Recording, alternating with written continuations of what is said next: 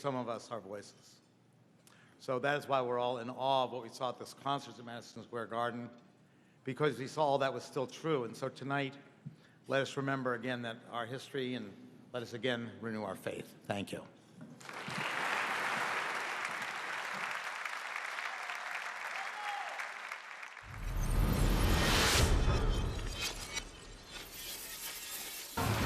Live from New York City, Fuse presents the 2010 Rock and Roll Hall of Fame induction ceremony. With this year's inductees, The Stooges, ABBA,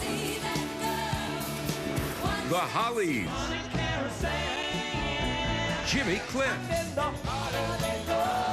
Genesis, and Ahmet Ertegun Award recipients, David Geffen, and the legendary songwriters who shaped rock and roll.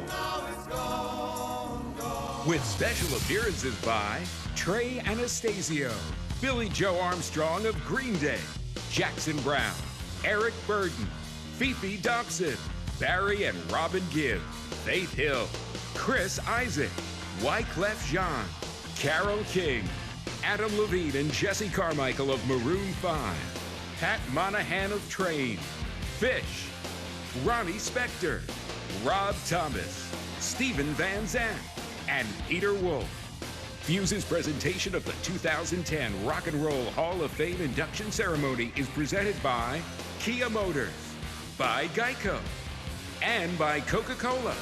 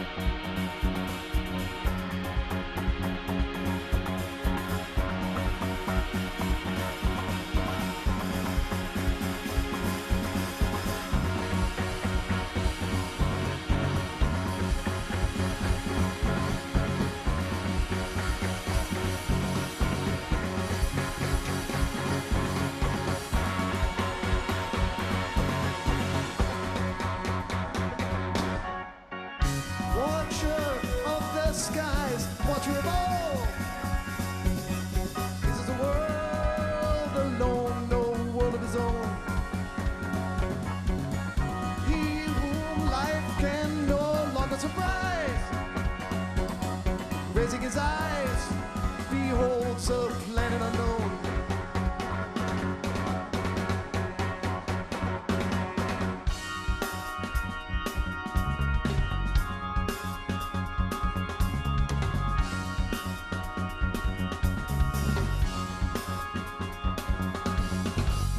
Creatures shaped this planet's soil. Now their reign has come to end. Has life again destroyed life? Do they play elsewhere? Do they know more than their childhood gaze?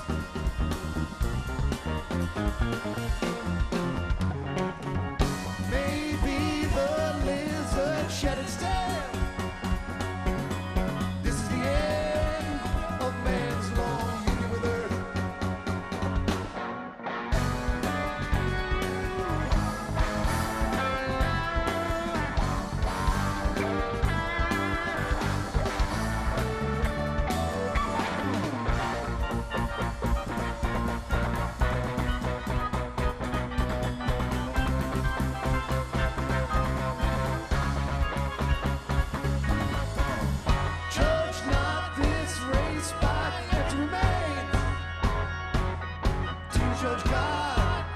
as creatures when they're dead. For now the lizard shed its tail. This is the end of man's long union with earth.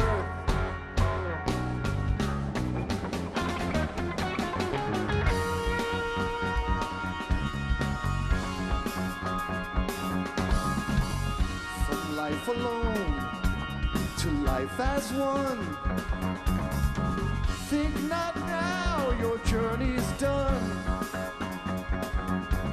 For though your ship be sturdy, no mercy has the sea. Will you survive on the ocean of being?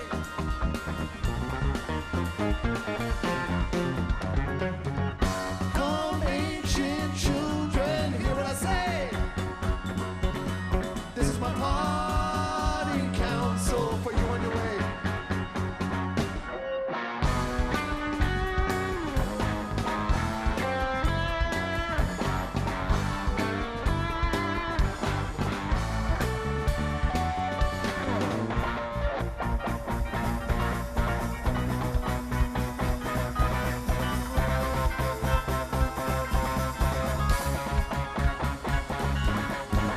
Sadly, now your thoughts turn to the stars.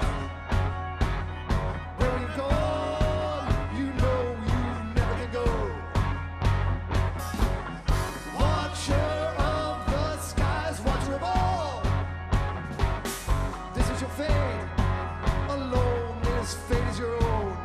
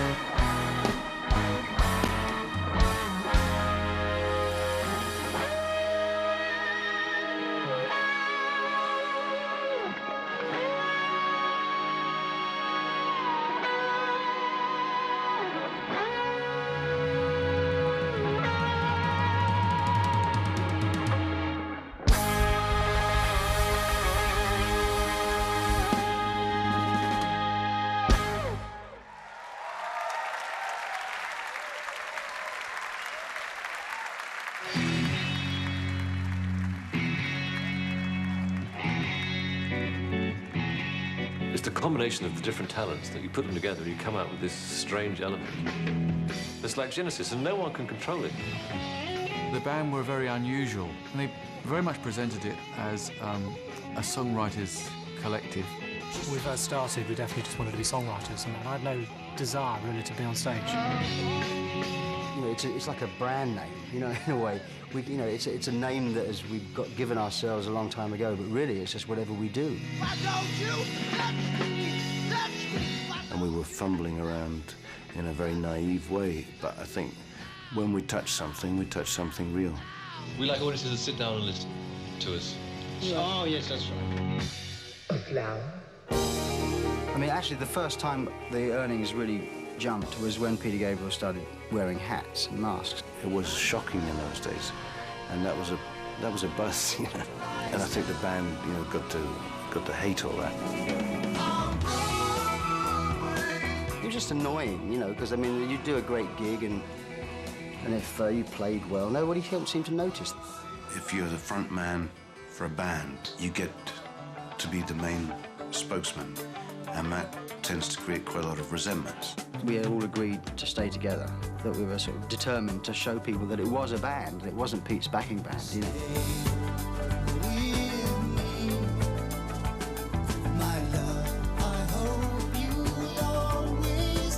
I've always felt the singer was the cheapest gig in the band, because all they had to do was look good and wiggle their bum.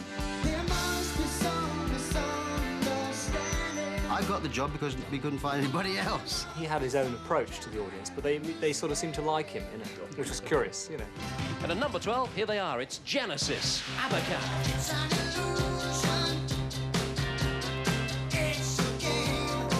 We think of ourselves as songwriters that can do a bit of that, a bit of this. To other people, it's Genesis, and Genesis has become this sacred cow that does what it does and mustn't do anything else.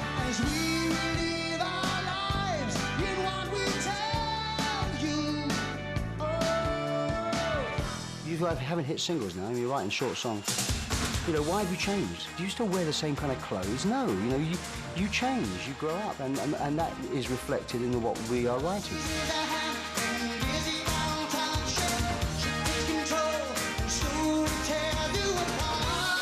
Also, we had these few tracks that really did make us seem like, you know, a pop band.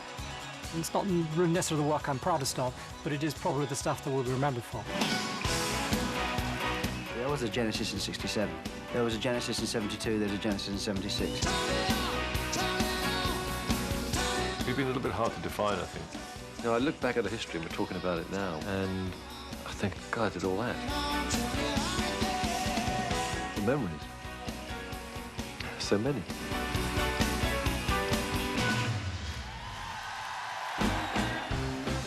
To induct Genesis into the Rock and Roll Hall of Fame, from Phish, Trey Anastasio.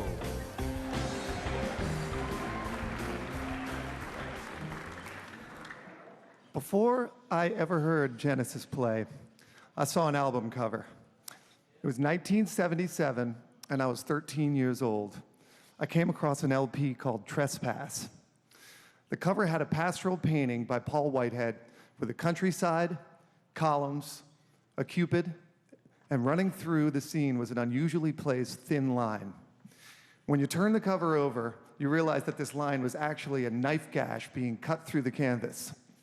I fell in love with that record, and for me, that cover perfectly captures the spirit of this band. Rebellious, restless, and constantly striving for something more than the obvious. Every musical rule and boundary was questioned and broken. It's impossible to overstate what a huge impact this band and this musical philosophy had on me as a young musician. And I'm forever in their debt, so thank you guys.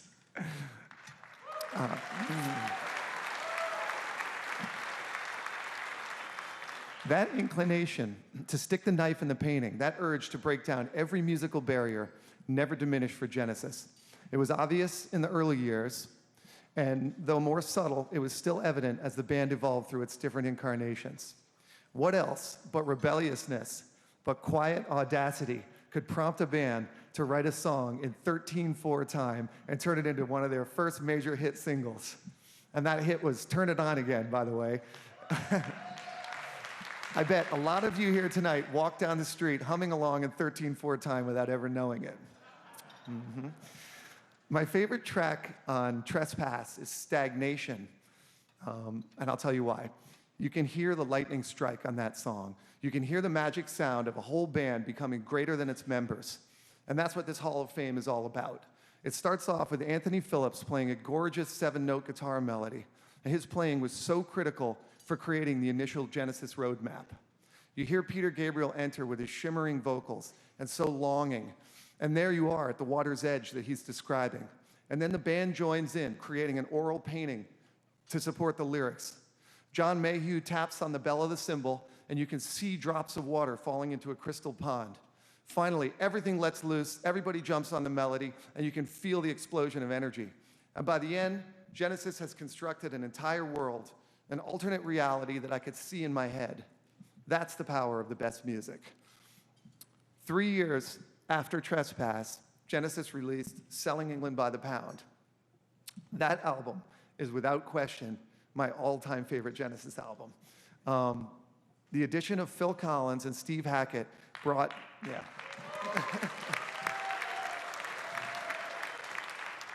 It brought both a vigor and a melodic sense that propelled them into another realm. All 5 members on that record, all 5 members of the band play with such confidence and such beauty. On Dancing with the Moonlit Night, Steve Hackett delivers some of the first rock recordings of both finger tapping and sweep picking, half a decade before Eddie Van Halen released Eruption. Everywhere you turn is melody. It's in Mike Rutherford's bass playing, it's in Tony Banks' keyboards, in an era when most rock keyboarding was just padding. And then finally, you have Phil Collins.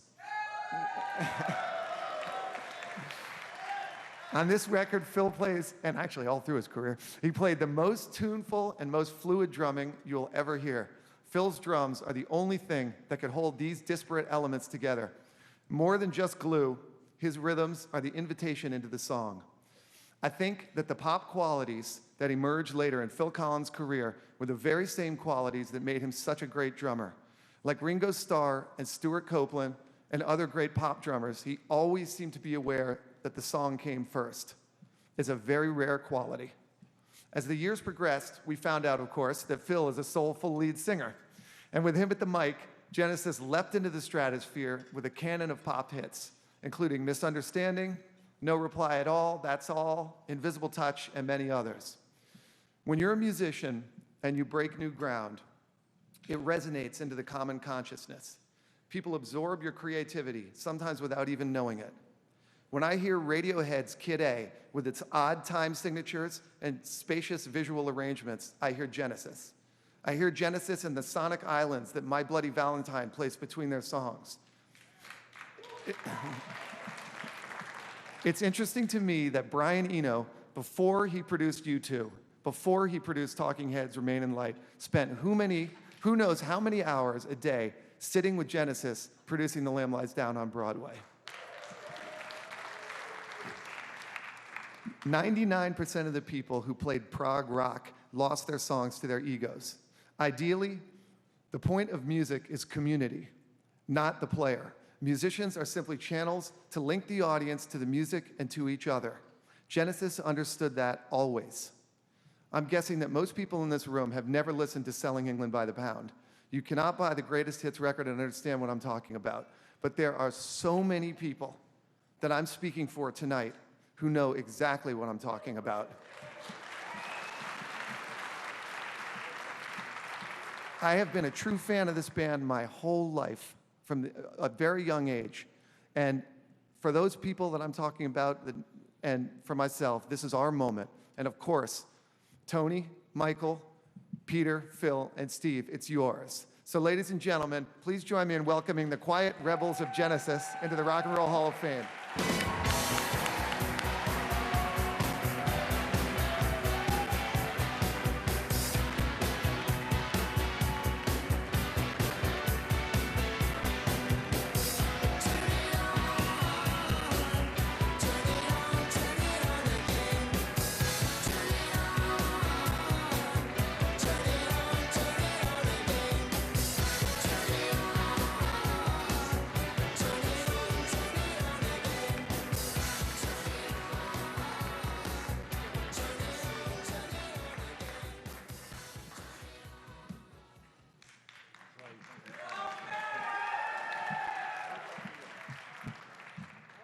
Thank you so much, Trey. Thank you, Phish.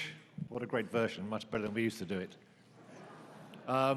As you see, Peter's not with us tonight, and he wanted me to say his apologies.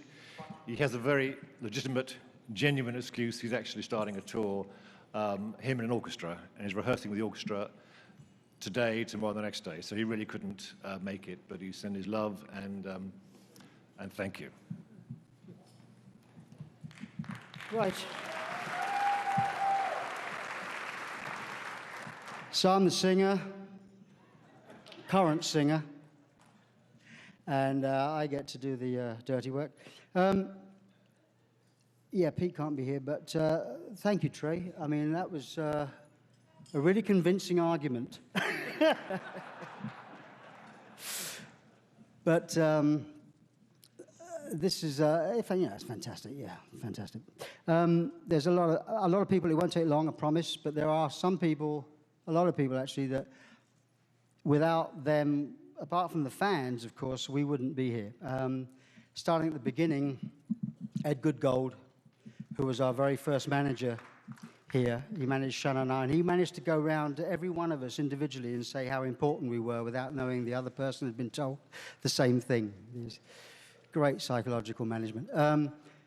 Neil Bogart, Larry Harris, and Nancy Lewis from Casablanca, and then the wonderful Ahmet Ertegun, who was, Mika is here tonight, Ahmet, who really was our granddad and showed us the way. Neswi, of course, both of them gone, but Tun Sherim, Doug Morris, Perry Cooper, Bob Couse, Arthur, I don't know an Arthur. And I will try to be quick, but this is a big moment for us. Our agents, you know, Mike Farrell, who got us our first gig in New York, you know, is still trying to get us work. Ron Delsner down here, Howard Stein, you know, Larry Magid, the Belkins, Bill Graham, bless his heart, you know, all these people were working for us. Our road crew, our wonderful management, Tony Smith, who's been with us since 1485. And Tony Stratton Smith, of course, who was a charisma boss, who paid for us out of his own money because we weren't making any. And our families and our children, who are well represented here tonight. And also, I know I'm going on, I'm sorry, but this band has been in so many different guises, with Peter, with Steve, with Chester, with Steve, without Steve, with Chester, with Darryl, Chester Thompson, Darryl Sturmer, who for 30 years have been our, you know, and everybody that's decided that we should get this lovely award.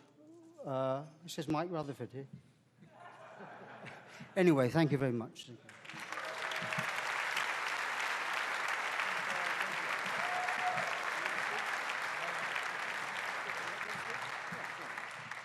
I'd just like to thank everybody that voted for us, I guess. It's really great to be here with the guys. It's been a while for me, but it feels like yesterday. And I really love so many of those albums that we did do at the time. I'm very glad that Phil mentioned Tony Stratton Smith because, of course, he's no longer with us in the flesh. I'm sure he's here in spirit. So thank you very much, Tony, for believing in a bunch of hairy young guys at one time. I'd also like to thank Mr. Les Paul, who's no longer with us again, and Andres Segovia, two great guitarists who died at the ripe old age of 94. So I've got a while to go. Thank you very much, everybody. It's really great to be here. See you in June and July, touring.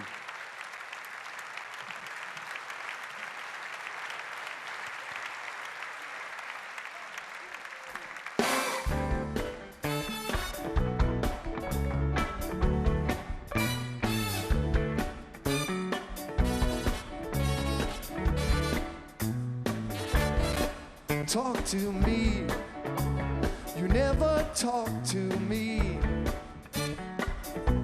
Ooh, it seems that I can't speak, but I can hear my voice shouting out. But there's no reply at all. Look at me, you never look at me. I've been sitting, staring, seems so long, but you're looking through me like I wasn't here at all. No reply, there's no reply at all. Dance with me, you never dance with me. Ooh, it seems that I can move to you, close as I can get, but there's no reply at all. No reply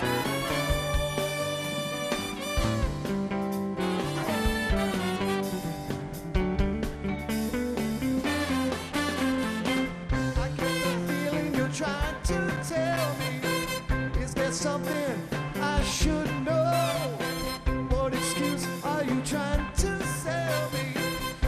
I be reading, stop or go? I don't know. Be with me. You're never here with me. Ooh, I've been trying to get over there, but it's out of my reach. There's no reply at all. No reply at all.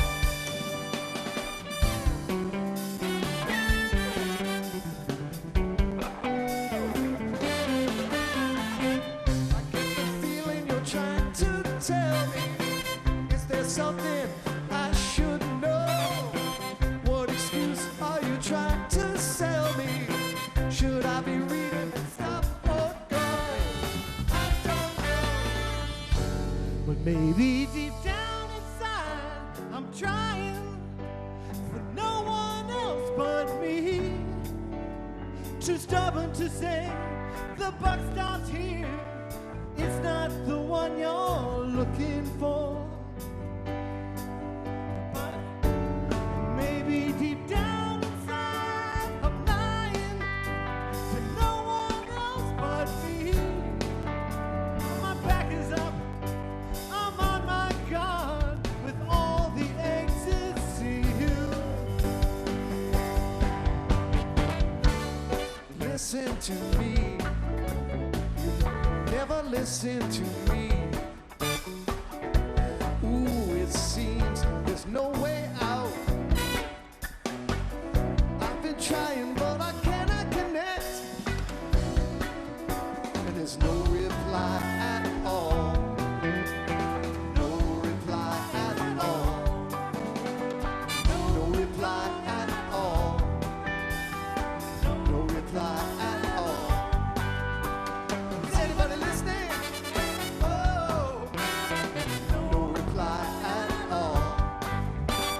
Is anybody listening? Whoa, no reply at all. Is anybody listening? Oh, there's no reply at all. Is anybody listening? Whoa, no reply at all.